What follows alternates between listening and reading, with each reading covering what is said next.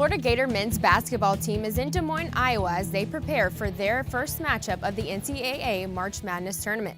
Welcome back to sports. I'm Caitlin Todd. Florida will take on the number 7 seed Nevada Wolfpack tomorrow night at 6:50. WFT sports reporter Zach Oliveri is in Iowa with more on a certain relationship between guard Jalen Hudson and some of the Wolfpack's key players. The madness is just beginning here in Des Moines. Teams have been holding open practice on this hardwood inside Wells Fargo Arena all day in preparation for the start of the first round of the NCAA tournament. The Florida Gators arrived here in Iowa yesterday and will hold an open practice behind me in a matter of moments as they prepare for their first ever meeting with the Nevada Wolfpack. The Wolfpack took the floor earlier today for their practice session. The catalyst for Nevada's tournament appearance this year has been the play of the Martin brothers, Caleb and Cody. In fact, these two earned a Wolfpack of their own with Florida's Jalen Hudson. The three grew up playing youth ball together, dreaming of being on this stage. Hudson said on Monday he considers them family, and the Martin brothers feel the same way. Really tight relationship. I still talk to him. I've been talking to him throughout the year. Yeah, that's my boy, so I got a lot of love for him. But whenever we play, you can't be friends. Hudson and the Martin brothers will go head-to-head when the Gators face Nevada tomorrow. Tip-off here in Des Moines is set for approximately 6:50 Eastern Time. We'll have continuing coverage of the Gators' run through the NCAA tournament throughout the week. Reporting from Des Moines, Zach Oliveri, WFT Sports. The number 6 ranked Florida Gators softball team briefly steps out of conference play tonight as they host the Minnesota Golden Gophers out of the Big Ten Conference. For one Gator player, Minnesota is not so unfamiliar.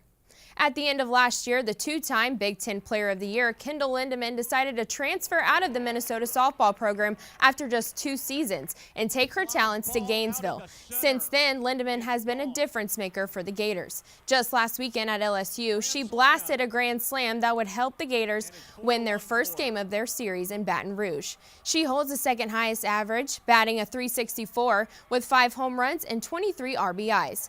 Florida is looking to get back on track tonight after losing 4 of their last 7.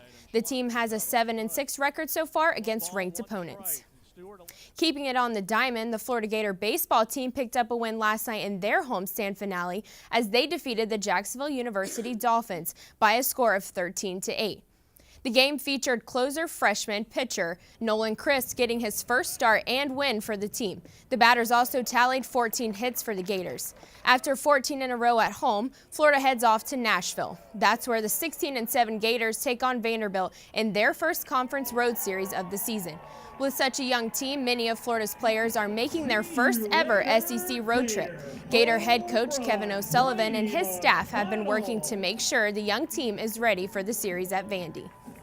If we just continue to talk about it, hopefully get them prepared, to play up at Vanderbilt. I mean, it is what it is. I mean, there's nothing we can say or do other than encourage them and try to spell out, or tell them some of the things to expect. Florida is just 1-2 in conference play so far this season and will be looking to pick up a few SEC wins against the Commodores. Following losses to 2 top 5 teams last week, the Florida lacrosse team tried to bounce back against the 9th-ranked Princeton Tigers last night.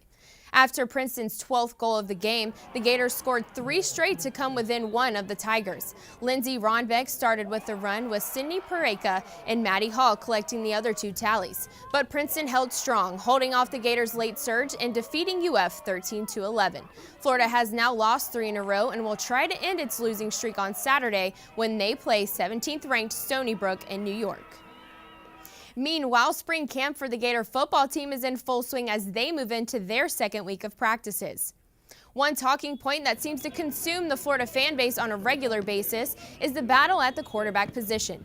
Florida head coach Dan Mullen says he likes to see competition at all positions during spring ball. He hopes by the end of spring camp the team can have confidence in more than one quarterback.